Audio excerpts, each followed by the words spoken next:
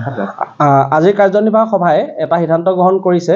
টাইপা ডিব্ৰুগড় জিলা সমিতিৰ উদ্যোগত জনজাতিকৰণেই হওক বা আহোমলেণ্ডৰ দাবীক লৈ অহা 10 মাৰ্চৰ পৰা এক ধাৰাবাহিক কাৰ্যসূচী আমি হাতত ল'ম। পোনপ্ৰথমে আমাৰ বৰপথাৰতে এক বাইক ৰেলী যোগেদি ইয়াৰ শুভাৰম্ভ হ'ব। পৰৱৰ্তী সময়ত আমি পুনৰ তাৰিখ আমি হাতত লৈ সেই অনুসৰি আমাৰ বিভিন্ন আঞ্চলিকলৈ আৰু আঞ্চলিকৰ লগতে সমগ্ৰ জিলাখনলৈ এই আন্দোলন কাৰ্যসূচী আমি আগুৱাই নিম। এটা স্পষ্ট ট্ৰাইবেলাংগই যিটো কথা কৈছে, ট্ৰাইবেলাংগই কৈছে যে আমাৰ টাইম জনগোষ্ঠীক তেওঁলোকে জনজাতিকৰণ দিয়াত তেওঁলোকৰ ক্ৰাইটেৰিয়া হিচাপে তেওঁলোকে পোৱা নাই। কিন্তু আমি যদি চাওঁ টেকনিকেলি চালে যিকেইটা ক্ৰাইটেৰিয়া অন্তত এই যিটো কমিটিয়ে যিটো কৈছিলে 6টা যিটো ক্ৰাইটেৰিয়া কৈছে, সেই গোটেই 6টা ক্ৰাইটেৰিয়া কিন্তু আমাৰ টাইম জনগোষ্ঠীত আছে। থকাৰ হেতুকে আমি আমাৰ নিজৰ ভাষা আছে, আমাৰ নিজৰ সাজপাৰ আছে, আমাৰ নিজৰ খাদ্য আছে, আমাৰ নিজৰ সকলো ধৰণৰ গোটেই 6টা যিকেইটা টাৰ্মছ এণ্ড কণ্ডিশ্যন আমি ডিজাৰ্ভ কৰোঁ। তো ডিজাৰ্ভ কৰাৰ কাৰণে we are capable two demand ST। আৰু সেই যিজন ব্যক্তি আমি তেখেত আমাৰ যিহেতু জ্যেষ্ঠ, আমি আমাৰ আই পিতাই বা আমাৰ যিসকল আমাৰ জ্যেষ্ঠজনে আমাক শিকাই থৈ গৈছে, আমি জ্যেষ্ঠজনক আমি কেতিয়াও কটু ভাষাৰে আমি আলোচনা নকৰোঁ। কিন্তু এটা কথা আমি তেখেতক অনুৰোধ কৰিম, বৃহত্তৰ অসমীয়া জাতি কিন্তু স্বৰ্গদেউ চাওলুং চুকাফাই গঢ়ি থৈ যোৱা, বৃহত্তৰ অসমীয়া জাতিটো চাওলুং চুকাফাই গঢ়ি থৈ যোৱা সময়ত কিন্তু তেখেতে ভবা নাছিলে যে আজি আহোম হিচাপে থাকিব, কাইলৈ কছাৰী হিচাপে থাকিব, কাইলৈ কিবা থাকিব। কিন্তু আজি সময়ৰ আহ্বানত সকলোৱে কিন্তু নিজৰ জাতিটো ৰক্ষা কৰিবৰ কাৰণে আগবাঢ়িছে। সেইকাৰণে তেখেতক আমি বিনম্ৰ অনুৰোধ জনাম, আমি যিটো বিচাৰিছোঁ আমাক ল'বলৈ দিয়ক।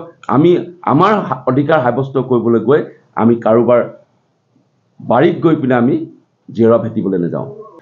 এই জনজাতিকৰণক লৈ শাসনাধিষ্ঠ যি বিজেপি চৰকাৰে এক খেলা খেলিলে, অকল বিজেপি বুলিয়ে নহয়, ইতিমধ্যেই বিগত যিসমূহ দলে শাসনত অধিষ্ঠিত হ'ল, কিন্তু আজি পৰ্যন্ত তেওঁলোকে সেই জনজাতিকৰণ বিষয়টোক লৈ কেৱল এক ৰাজনৈতিক ইছ্যু হিচাপে মাত্ৰ তেওঁলোকে ৰাজনৈতিক বৈতৰণি পাৰ হ'বৰ কাৰণেহে তেওঁলোকে সেই আমাৰ আৱেগক লৈ খেলিলে। এতিয়া আৱেগক লৈ খেলি যি আমাৰ জাতিটোক বা আমাৰ যি 6 জনগোষ্ঠীক চৰম অপমান কৰিলে, সেইকাৰণে এবাৰ 6 জনগোষ্ঠীৰ ৰাইজক আমি আহ্বান জনাইছোঁ আজিৰ সংবাদ মাধ্যমৰ যোগেদি যে এতিয়া উচিত প্ৰত্যুত্তৰ দিবৰ কাৰণে আমাৰ সময় আহি পৰিছে। কিয়নো আগন্তুক যি লোকসভা আমাৰ নিৰ্বাচন আছে, সেই নিৰ্বাচনত যাতে এক যোগ্য প্ৰত্যুত্তৰ আমাৰ দিব পৰা যায়। কাৰণ আমাৰ জাতিক লৈ যি শাসনাধিষ্ঠ দল বা যি চৰকাৰখনে আমাৰ প্ৰতি যি চৰম অন্যায় কৰিছে, তাৰ এক উচিত যাতে প্ৰত্যুত্তৰ দিয়ে।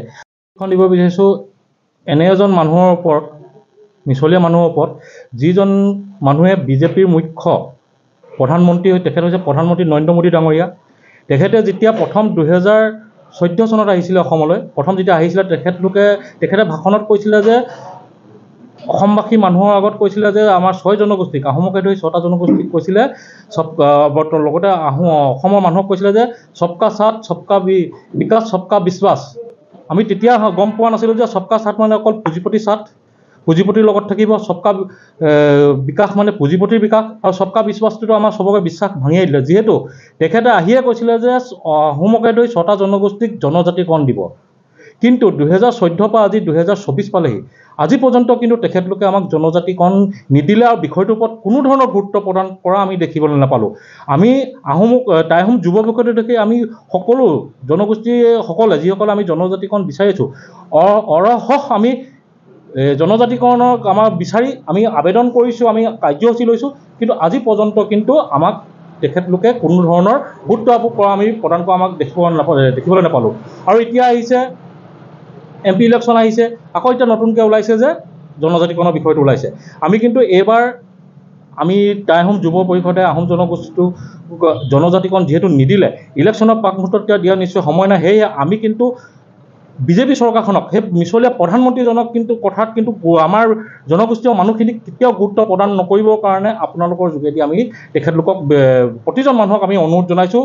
আৰু লগতে আমাৰ আহোম লগতে আমাৰ 6 জনগোষ্ঠীক যি জনগোষ্ঠীক জনজাতিকৰণ দিম বুলি কৈছিলে, কাকো যে জনজাতিকৰণ নিদিলে, বিষয়টো কোনো ধৰণৰ গুৰুত্ব নকৰিলে। সেইকাৰণে প্ৰতিটো জনগোষ্ঠীয় লোকসকলক আমি কিন্তু এই মিছলীয়া প্ৰধানমন্ত্ৰীজনৰ কথা গুৰুত্ব আৰোপ নকৰিবৰ কাৰণে, বিজেপি চৰকাৰখনৰ কথা গুৰুত্ব আৰোপ নকৰিবৰ কাৰণে আমি কিন্তু প্ৰতিজন মানুহক আমি অনুৰোধ জনাইছোঁ। লগতে আমি জনজাতিকৰণৰ কাৰণে আজি আমাৰ যিহেতু কাৰ্যনিৰ্বাহক আছিলে, আমি জনজাতিকৰণ বিচাৰি আমি বিভিন্ন কাৰ্যসূচী আমি হাতত লৈছোঁ। আপোনালোকৰ যোগেদি আমি অসমবাসী ৰাইজক জনাব বিচাৰিছোঁ, আমি জনজাতিকৰণৰ কাৰণে আমি বাইক ৰেলী লৈছোঁ। আমি যিটো বাইক ৰেলী আমি বৰপথাৰ আঞ্চলিকৰ পৰা আমি আৰম্ভ কৰিম। আমি ডিব্ৰুগড় সদৰত ধৰ্ণা কাৰ্যসূচী লৈছোঁ। এনেকৈ আমি বিভিন্ন কাৰ্যসূচী মানে আজি কাৰ্যনিৰ্বাহকত আমি সিদ্ধান্ত গ্ৰহণ কৰিছোঁ কাৰ্যসূচী লোৱাৰ জনজাতিকৰণৰ বিষয়ে ওপৰত। আৰু লগতে আমাৰ আজি কাৰ্যনিৰ্বাহক আমি সিদ্ধান্ত গ্ৰহণ কৰিছোঁ যে আমি দেখিবলৈ পাইছোঁ বিজেপি চৰকাৰ হওক যিকোনো চৰকাৰ হওক কয় যে সত্ৰ মাটি বেদখল কৰিব লাগে, পূৰা চিঞৰ বাখৰ কৰে, কিন্তু আমি আজি পৰ্যন্ত নেদেখিলোঁ যে আমাৰ যিবোৰ কীৰ্তিচিহ্ন আছে, আমাৰ যিবোৰ মৈদাম পাম আছে, সেই মাটিখিনি হেৰি কৰিব লাগে বুলি মানে সংৰক্ষণ কৰিব লাগে, বা তাত যিসকল অবৈধভাৱে বেদখল কৰি আছে তেখেতলোকৰ পৰা বেদখল মুক্ত কৰিব লাগে। সেই বিষয়টো কিন্তু আজিলৈকে চৰকাৰ ফালৰ পৰা নেদেখিলোঁ। আমি কেইবাবাৰো আমি নিচেই কাষতে লাগি থকা চেঁচা মৈদামটো, তাত আমি জানো 72 বিঘা মাটি আছে। আমি SDC অফিচত ইমান কাগজ দিছোঁ, আমি মন্ত্ৰীৰ ওচৰত কাগজ দিছোঁ, MLA ওচৰত কাগজ দিছোঁ, কিন্তু আমি আজি পৰ্যন্ত কিন্তু সেইখিনিৰ ওপৰত গুৰুত্ব পোৱা আমি নেদেখিলোঁ। এটা কথা স্পষ্ট যে যেতিয়াই ইলেকশ্যন আহে তেতিয়াই টাইম জনগোষ্ঠীৰ যিটো ST কথাটো বা জনজাতিকৰণৰ কথাটো এটা ৰাজনৈতিক ইস্যু হিচাপে ৰাইজ কৰে, আৰু তাক এই ইস্যু হিচাপে ৰাইজ কৰি পিনে আজি তাৰিখলৈকে প্ৰত্যেকটো ৰাজনৈতিক সংগঠনে বা প্ৰত্যেকটো ৰাজনৈতিক দলে বৈতৰণি পাৰ কৰি আছে। আজি এই সংবাদমেলৰ যোগেদি আমি এটা কথা স্পষ্ট ভাষাৰে কৈছোঁ, নো ST নো ৰেষ্ট। ইয়াৰ লগতে আমি এই সংগ্ৰামখন অকল ৰাজপথৰ সংগ্ৰামত আমি সীমাবদ্ধ কৰি ৰাখিব বিচৰা নাই। আমি এই সংগ্ৰামখন শৈক্ষিক দিশতো আমি আগবঢ়াব বিচাৰিছোঁ। আমাৰ যিহেতু আমাৰ টাই জনগোষ্ঠীৰ কিমানজন আমাৰ IPS অফিচাৰ আছে বা IS অফিচাৰ বা প্ৰশাসনিক বিষয়া আছে, আমি তেনে ক্ষেত্ৰত আজি আমাৰ এটা সিদ্ধান্ত আমি গ্ৰহণ কৰিছোঁ যাতে আমাৰ জনগোষ্ঠীৰ ল'ৰা ছোৱালীসমূহে এই প্ৰশাসনিক যিখিনি এক্সাম তেওঁলোকে যাতে দিয়ে, UPSC APSC যিখিনি এক্সাম দিব লাগে, তাৰ জৰিয়তে ব্ৰুকেট কেপচাৰ কৰিবৰ কাৰণে আমি এটা চিন্তাচাৰা কৰিছোঁ। যিহেতু এখন চৰকাৰ তেতিয়াহে বাধ্য হ'ব যেতিয়া ব্ৰুকেটত আমাৰ মানুহ থাকিব। We are completely zero' in bracket section. সেইকাৰণে আজি তাৰিখত আমাৰ ডিমাণ্ডসমূহ সম্পূৰ্ণৰূপে হোৱা নাই। সেইকাৰণে আমাৰ প্ৰথমতে আমাৰ এই ব্ৰুকেট ছিষ্টেমটোত আমি বৈতৰণি পাৰ কৰিবলৈ হ'লে আমাৰ এই জনগোষ্ঠীৰ সকলো যিখিনি শিক্ষিত ল'ৰা ছোৱালী আছে তেওঁলোকক আমি আহ্বান জনাইছোঁ আমাৰ এই মঞ্চৰ তৰফৰ পৰা, তেওঁলোকে এই কম্পিটিটিভ এক্সামসমূহ তেওঁলোকে কৰি পিনে নিজকে প্ৰতিপন্ন কৰক, জাতি আৰু জনগোষ্ঠী আৰু অসমখনৰ সুৰক্ষাৰ কাৰণে তেওঁলোকে আগবাঢ়ি আহক।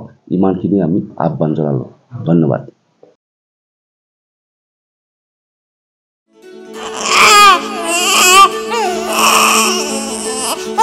অভিনন্দন, আপোনাৰ এজনী ছোৱালী জন্ম হৈছে।